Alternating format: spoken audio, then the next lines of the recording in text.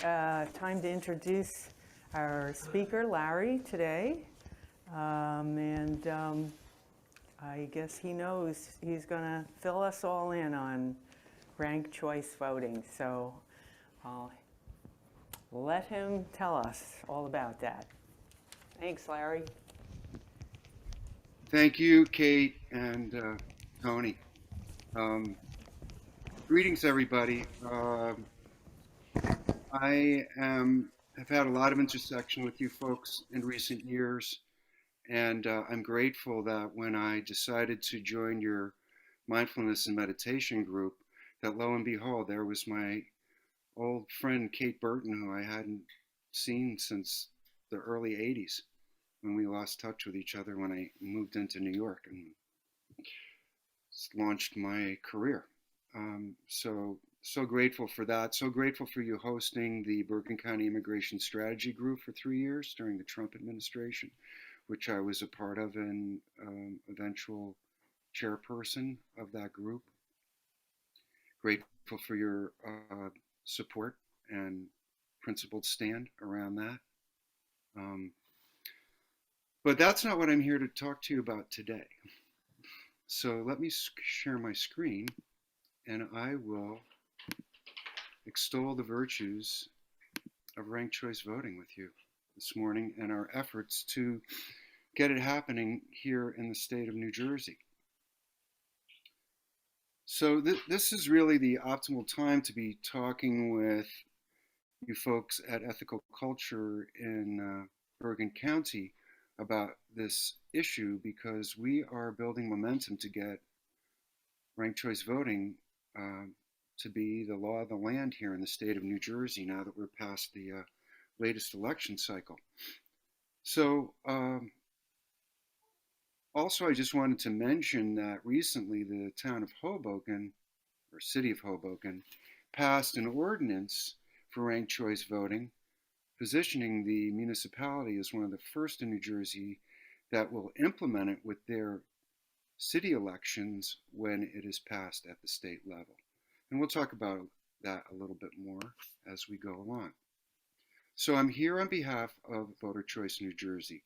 We're a nonpartisan, nonprofit organization dedicated to ranked choice voting, or as we like to call it, RCV. We provide information about RCV and promote its adoption for all elections in New Jersey. So in today's presentation, I'm going to cover 4 main areas. First, I'll highlight the serious flaws in our current voting system, which is known as plurality voting. And you'll realize how often the system elects divisive candidates without earning majority support, leading many Americans to feel like their vote doesn't count. We'll talk about the spoiler effect and strategic voting strategies that shut out party candidates who have great ideas and third parties altogether, leaving voters feeling like they don't have a legitimate or a meaningful candidate to choose from at the ballot box.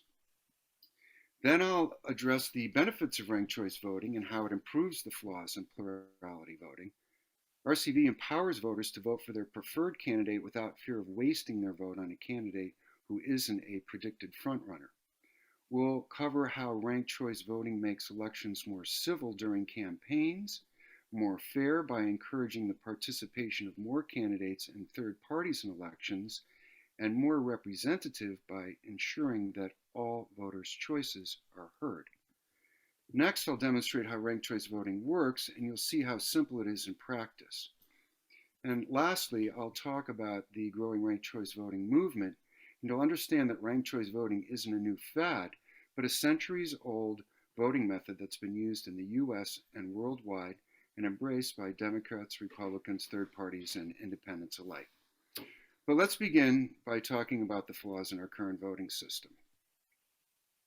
The way most elections work in the United States today and in our state of New Jersey is plurality voting.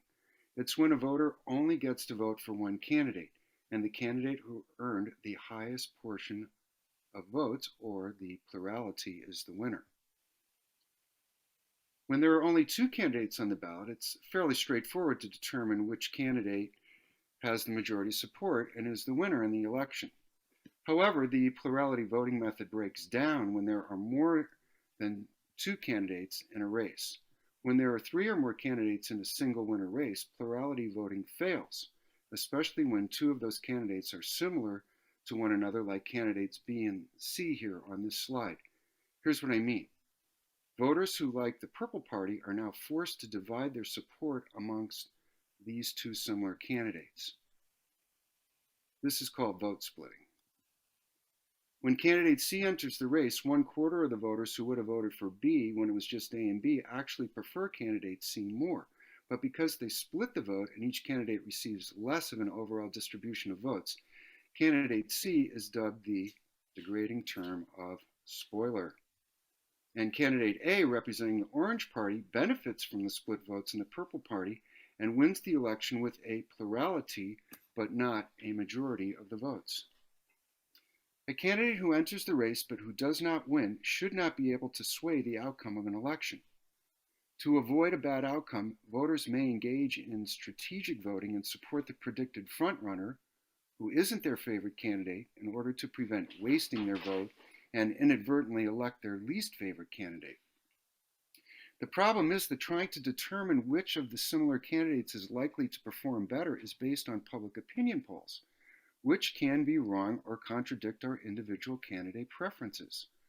On the other side of the coin, if your favorite candidate is one of the frontrunners, you hope that a similar candidate won't split their vote and hurt their chances.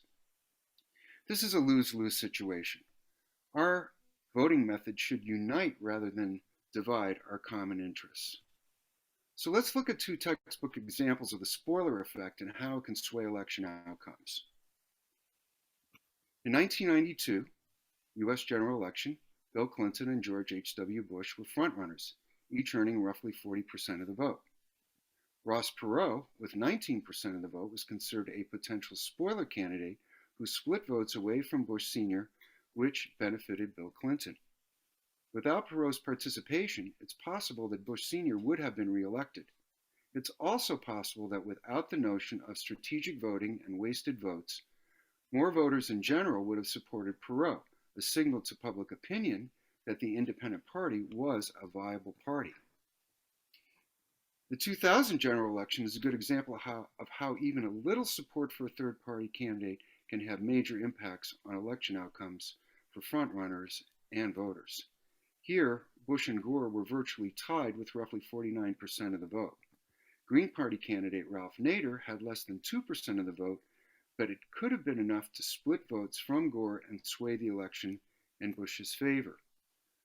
Without Nader present, Gore might have won. Nader continues to be dogged with the label spoiler 20 years later. As Americans, we pride ourselves on free and fair elections, but we've seen how plurality voting is a broken system that undermines our democracy. The good news is that ranked choice voting is a solution. It's a simple improvement to the way we vote that empowers voters to vote for their preferred candidate, encourages the participation of more candidates and third parties in elections to broaden the playing field, and it's more representative by ensuring that all voters' choices are heard. So rather than choosing one candidate, voters rank candidates in order of preference: first choice, second choice, third choice, and so on. If your first choice can't win, your vote instantly counts towards your backup choices. With RCV, your vote stays in play until one candidate wins with the majority, over 50% of the votes. Here's a sample ranked choice voting ballot.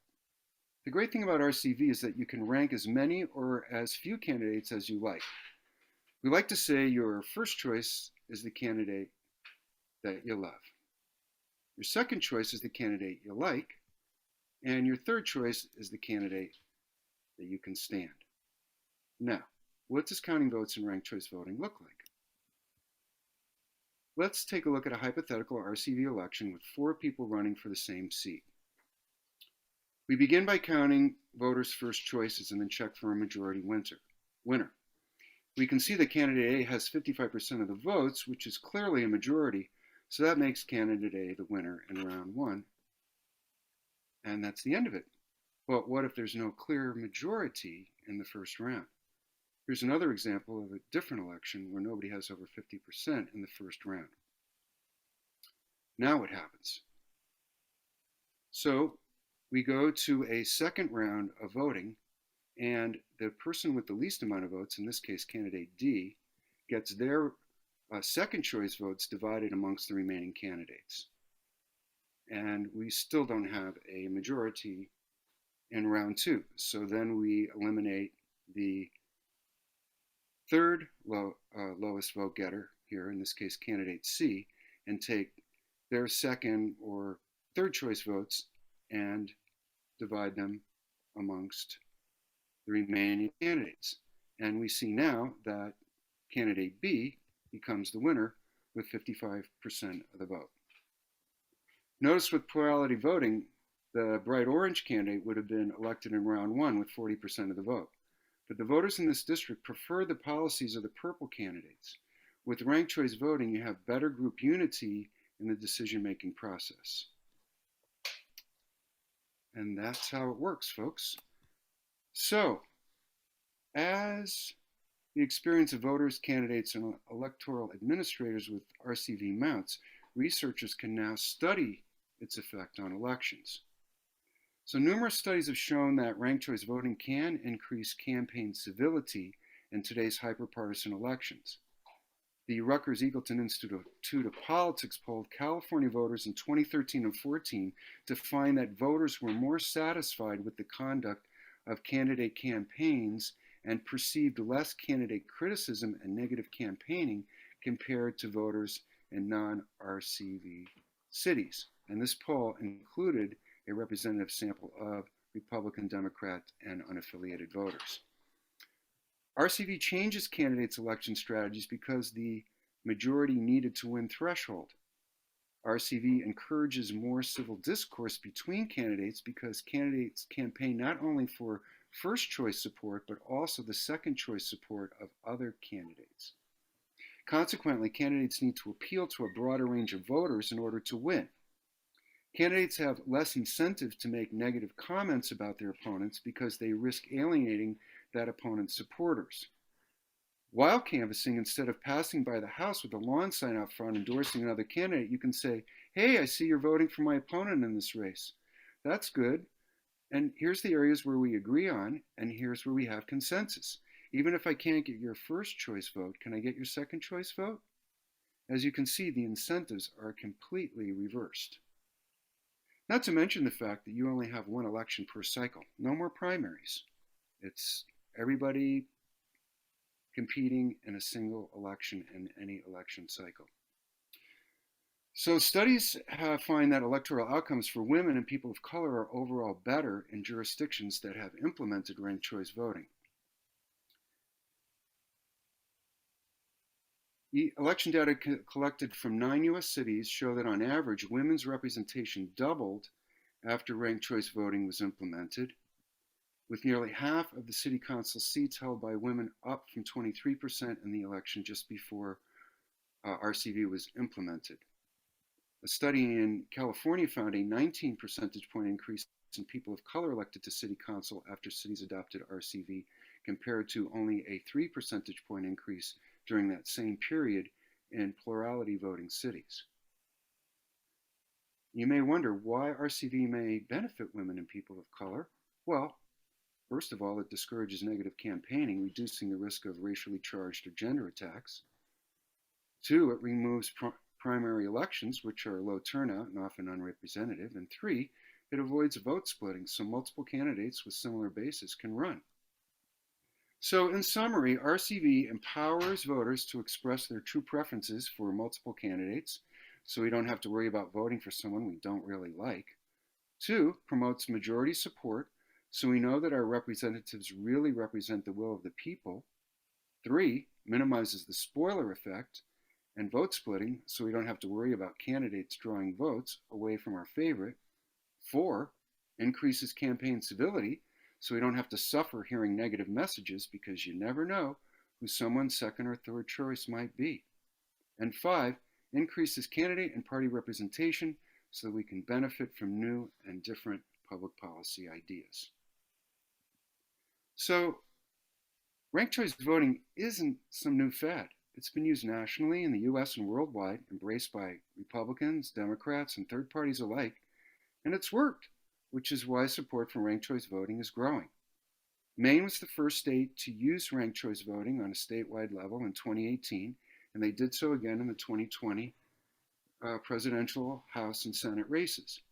Ranked choice voting is also currently used in over 20 cities and many universities and organizations' elections. You may recall that New York City used it in their primary elections this last cycle that ended up electing Eric Adams mayor. It's also used in numerous national, state, and local government elections around the world. Australia and Ireland have been using it for over a century. So, what is Voter Choice New Jersey's plan to enact voter choice in the Garden State? This is the important part. We have a 3-year strategic campaign goal that we get RCV used for general elections for all state and federal races. Now, we have a particular challenge here in New Jersey due to the wording of our Constitution about the election of the governor and lieutenant governor, and so we're going to have to tackle that as a separate issue.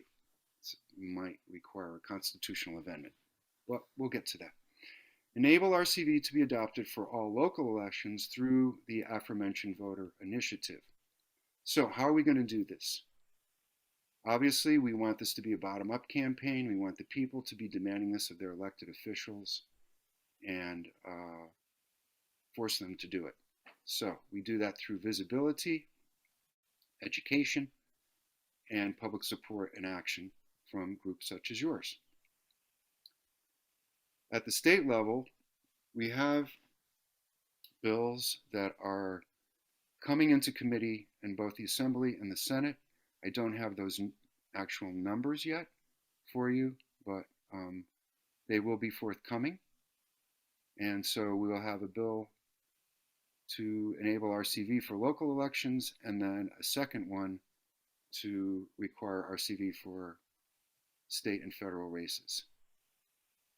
And we'll do this through local organizing, passing resolutions in city councils in support of state action, and passing ordinances or voter initiatives that say that the town will use RCV in local elections if a state law is passed. And you can organize your town if you have other people that are excited about ranked choice voting. We have resources and materials and expertise and training that we can support you in that effort to get a town resolution passed supporting ranked choice voting, and a trigger resolution that you will use it in your town's local elections, including and especially the school board would be a great application for this if the state law is passed.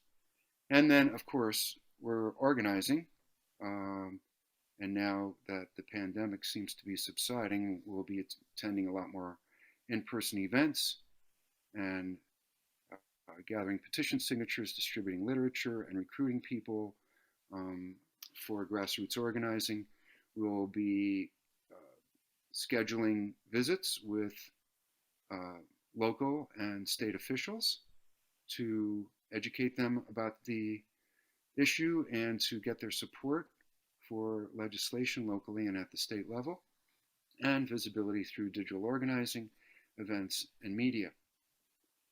So this is our organization chart here. Where you can plug in is in the yellow and the purple sections, and we have need of volunteers in all of these areas. I myself am in the Speakers Bureau, which is part of our messaging and endorsement and education wing. And this is how you can interface with Voter Choice New Jersey. You can sign up as a volunteer. You can like and share information about it on Facebook, Instagram, and Twitter. Or you can be part of a phone bank and make calls to activate our supporters. I did put a link for the website in the chat window, and I welcome your support, your participation, and any questions that you might have at this time. Thank you so much for your attention, and I hope that I have convinced you that ranked choice voting is a fundamental election reform that needs to be enacted in the state of New Jersey. Thank you.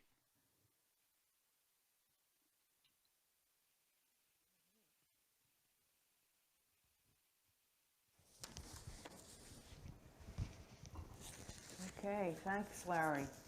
All right, right now we have someone in the room with a question, David, and we'll start up with him.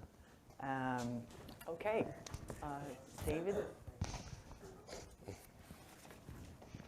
Yeah, Larry, I have a question about federal elections for the presidency.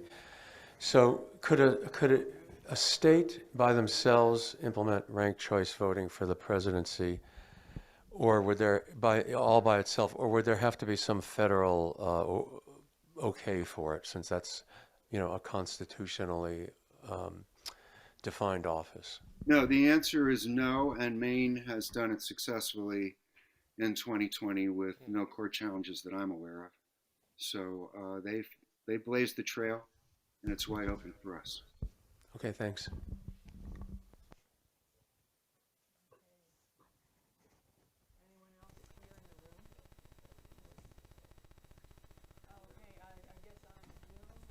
Not hearing you, meeting room. I was having trouble hearing Kate, but I think she said there were no more questions from the meeting house. Oh, okay. Okay, great. Then we'll go ahead and take some questions from Zoom here. Eric Sandhusen, go ahead. I'll ask you to unmute. Go ahead, Eric. Oh, hi. Great presentation and very, very sensible. And I'm curious as to sort of what are the arguments that are made against ranked choice voting and who's making them. I mean, why does this not already happen? So I know I'm asking you to speak sort of as the devil's advocate for your own position, but I'm wondering if you might do so.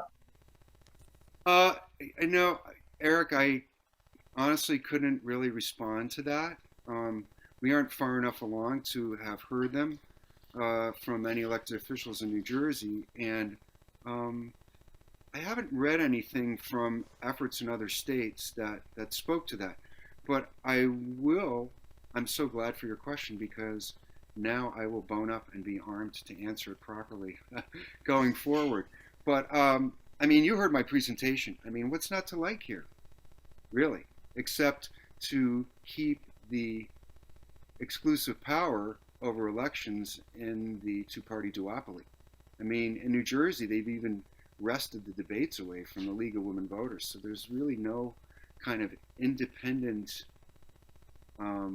check and balance on the two-party duopoly in the state. And if we say we're a democracy, then we need to level the playing field and open up for everybody to participate. You know, I'll never get out of my mind the picture of Jill Stein at Stony Brook University on Long Island being arrested and bound to a chair because she tried to crash the presidential election debate as the Green Party candidate for president that year. I mean, is that democracy? So basically what I'm hearing is that essentially the political parties don't see this as an advantage, and perhaps because they're favored candidates, or the candidates who, again, come up through the party organization, let's say, that they feel that there's some threat to them. Is that fair to say? They Yeah, feel no, like there's, well, how could it not be? You know, how could it not be a threat to them? They want to keep things between the two of them and nobody else. That's pretty obvious. All right. Yeah, but again, an established candidate, what might for an establishment candidate, if they have sufficient public support, really don't have anything to fear from. Is that fair to say? I mean, if you're an established candidate and there's a third party candidate who is, maybe like a Bernie and a Biden. I mean, if Bernie doesn't come in, or whoever comes in third, their votes may still go to that establishment candidate. It's really up to that third party candidate to prove that they do have more support than the establishment candidate, and so that the establishment candidate's votes go to that third party person rather than vice versa. Is that fair to say? Yes, but the two-party duopoly gets diluted in this situation as well, because you have a single election, no primaries, and everybody who qualifies for the ballot is there, across horizontally, no favoritism whatsoever. All right, thank you for that answer. Let's go to Dan Rosenblum. Go ahead. Hi, first of all, I'd like to thank you for a very informative presentation. And I agree wholeheartedly that single transferable vote, or ranked choice voting, same thing, is a vast improvement over our current plurality system.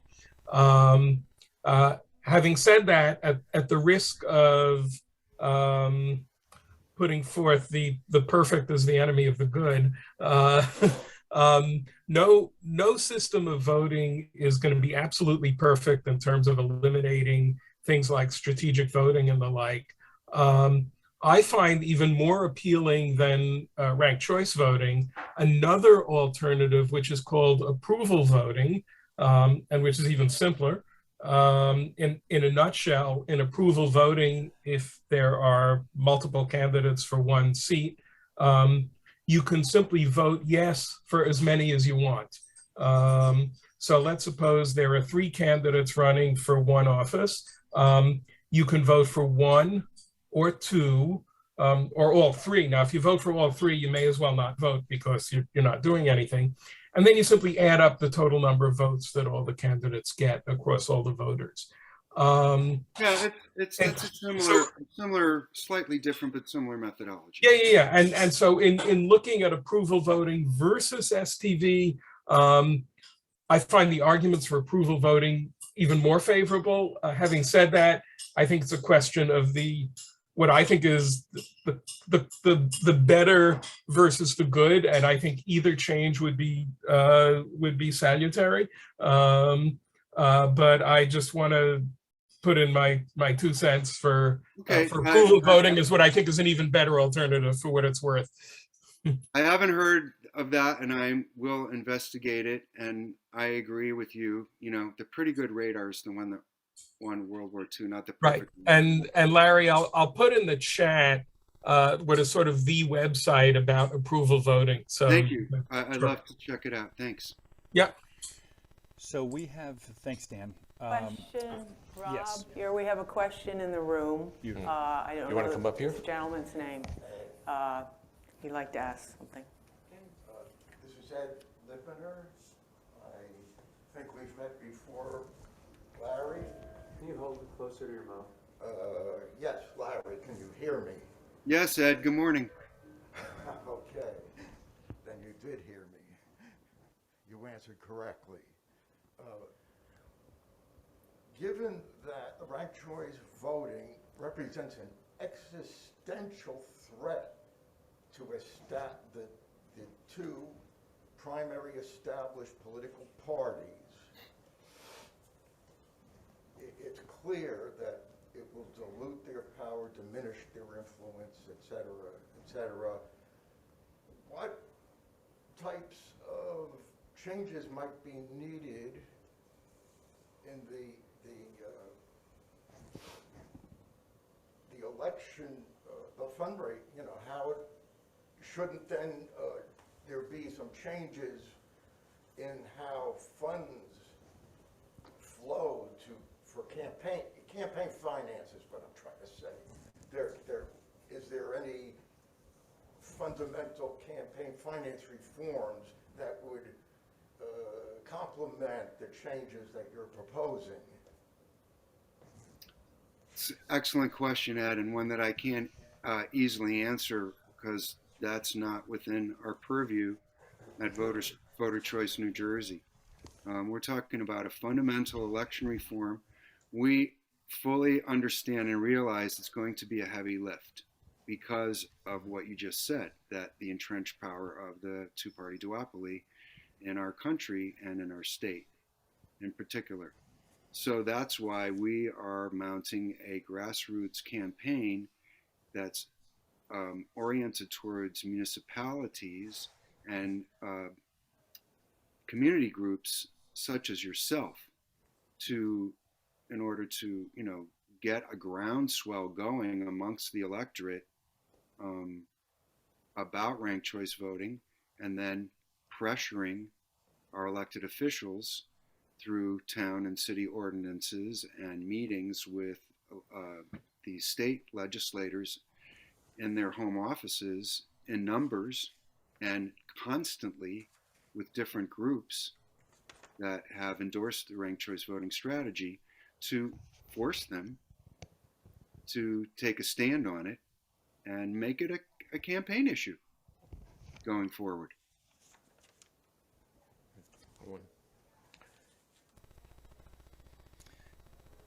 Yeah, my question is about the law of unintended consequences. As these things get rolled out, have there been snags that we could anticipate so we can overcome them before we face them in real life? Is that possible? Yes. And as I mentioned, Maine, and there are some other examples in the country that we can profit from, just like we've profited from the rollout of legal cannabis in other states before we rolled out ours. We are absorbing that information. We are part of a 50-state initiative for ranked choice voting as well. There is a sort of parent umbrella organization that we are affiliated with, and so we profit from the collective wisdom of every state or local area that has tried to or implemented ranked choice voting. Not to mention the fact, like I said in my presentation, Australia and Ireland have been doing this for over 100 years. So there's plenty of real life examples out there, although the politics of Ireland and Australia may be somewhat different than ours. Okay. Can we take one from Zoom? Or Pam? Sure, Pam.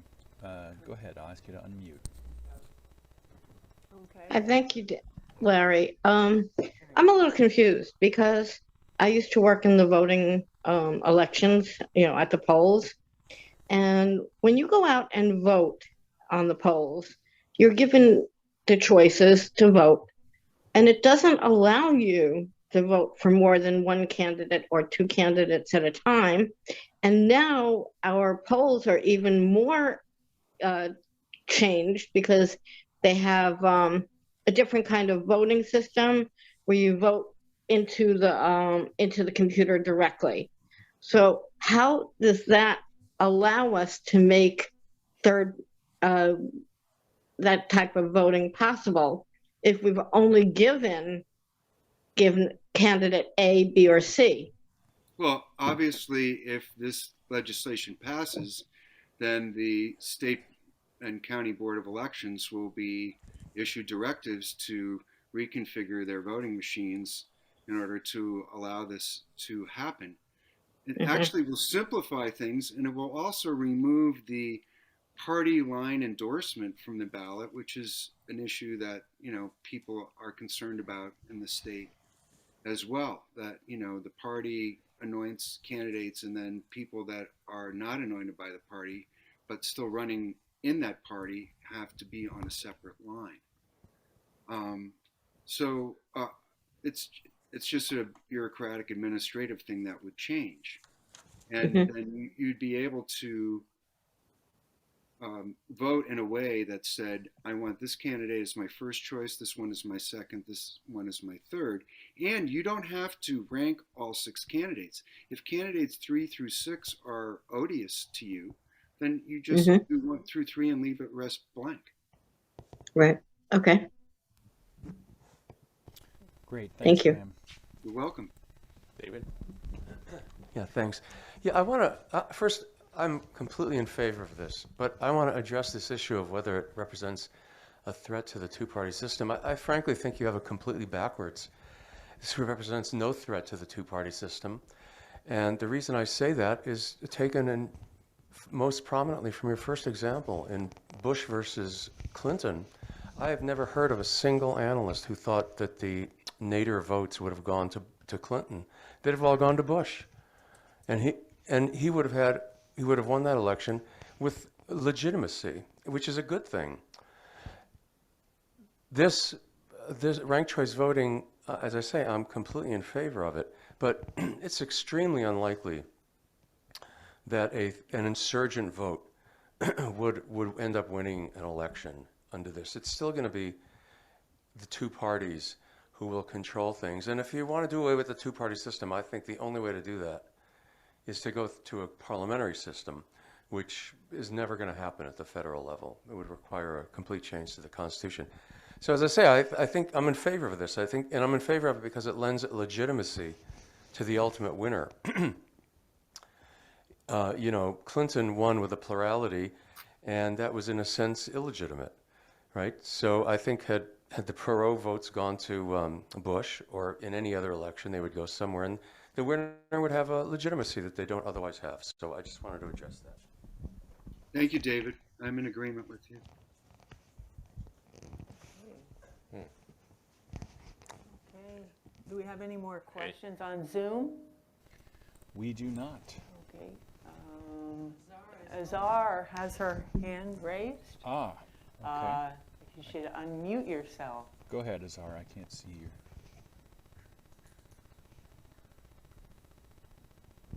Let's see. You have to unmute. Don't forget. Yeah, one here. I'll ask you to. Where do unmute. I do that now? Okay. Let's see. That's good. I hear you. Okay. So this is my question. So you have choice 1, 2, and 3. It would have to be at the party in the party that you registered, right? It No, couldn't ma'am. be. You could. So No, if I ma'am, had, because there's no more primaries, so party registration in order to vote would be eliminated. You have a single election. You have 6, 7 candidates. Some of them are Democrats, some of them are Republicans, some of them are third-party independents, or just running on their own. yeah, And you can vote. You can rank them 1 through 7. You can rank 2 and leave the rest blank. You can rank 5 and leave the rest blank. Whatever you want to do. yeah. It's up to you. Thank you. We do have one other question now from. Anyone else?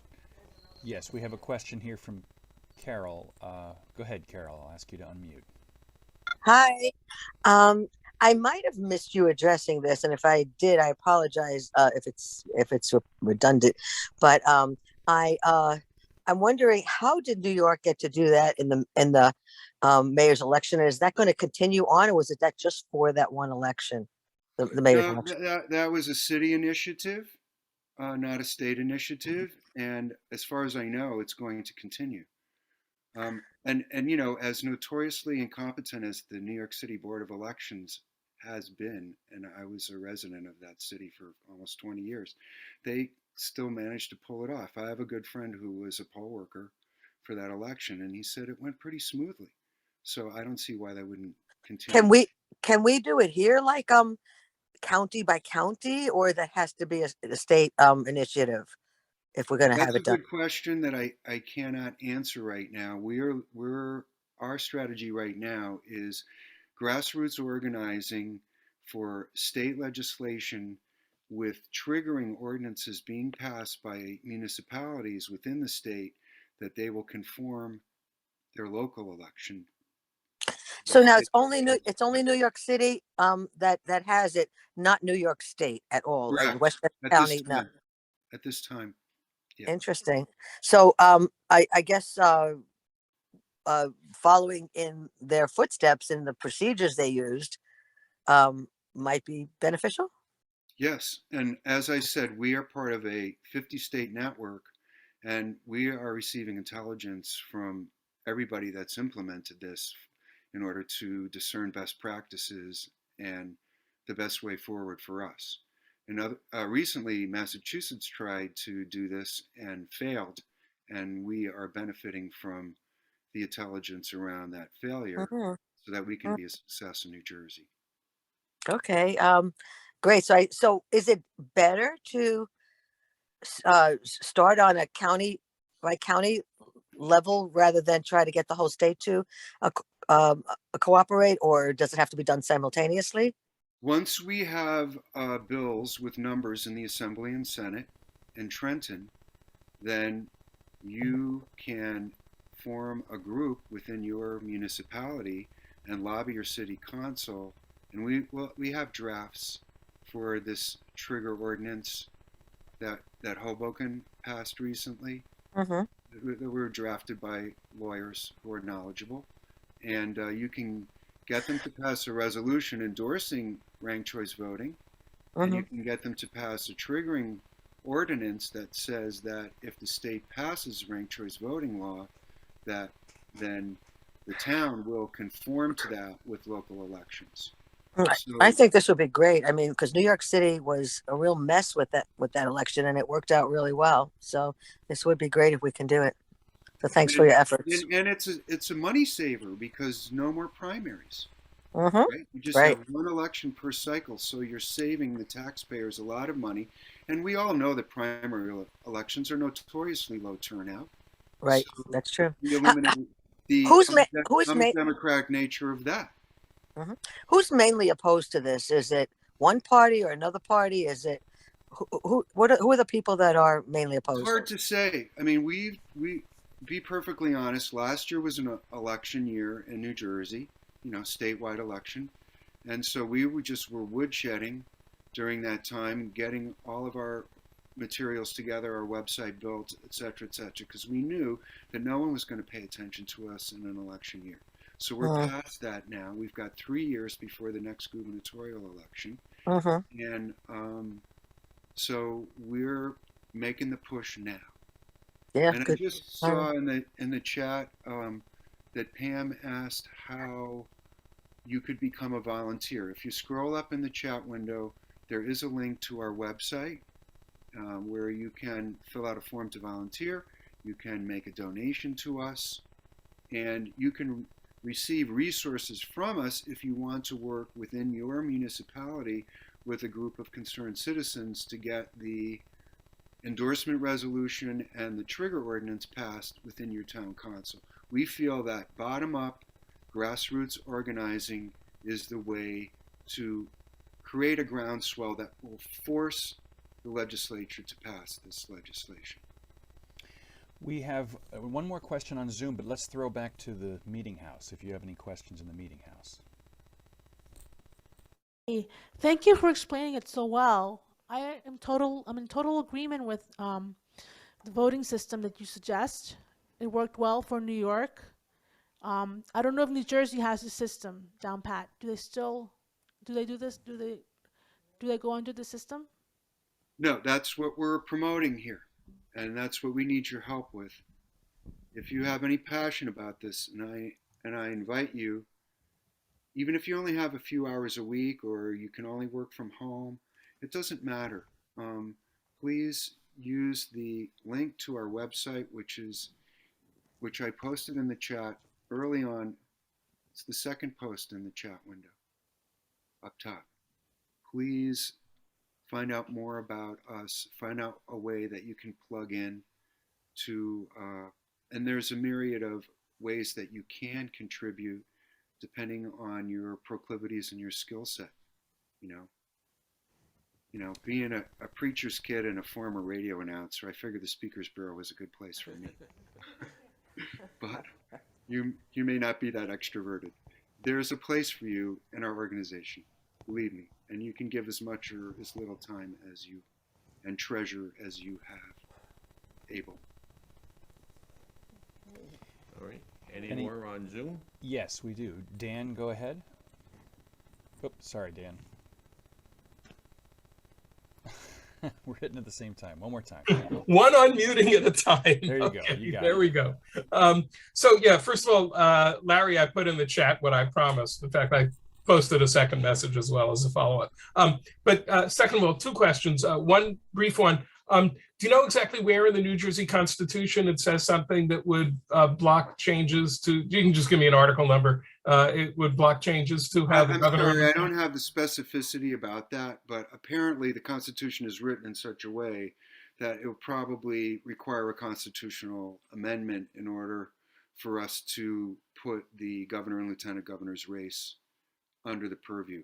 Greater minds than mine have discerned that, and so all I really know is the asterisk. I don't have the details about it, but I trust them, you know. My second question, actually, Elaine was curious about. It's a good question. Do we have any information on how switching to RCV would affect campaign spending? I know somebody mentioned that campaign spending is a real problem, but looking at it the other way, do we have any sense, either empirical or theoretical, about how switching to RCV might influence the huge amount of money that's going into campaign spending? Yeah, I'm sure that there is some data from Maine, if no place else, and I can get access to that information if you want to read it. And I will put my email address in the chat at this time. For, you know, if you have things that you want to send to me personally, great. Otherwise, I'm asking you to go to the Voter Choice New Jersey website and plug in that way. But these type of personal questions, I'll be happy to address offline. Very good. That's it from Zoom. Okay. The meeting house. Anyone else on Zoom? Or in the room? Okay. Well, Larry, thank you very much for joining us this morning. It was very informative, and I hope it motivates us to do something here. Yeah, thanks, Larry. Well, I thank you. I am so grateful to Ethical Culture for everything you do, everything that you are, and I'm happy to be a part of the family, however tangentially, and I appreciate your time this morning. I screwed up typing in my email address without my glasses on. I'm going to do it again so it works. So if you have one-on-one questions, reach out to me personally. Otherwise, go to the voterchoicenj.org website and plug in. Thank you so much. All right, you're welcome.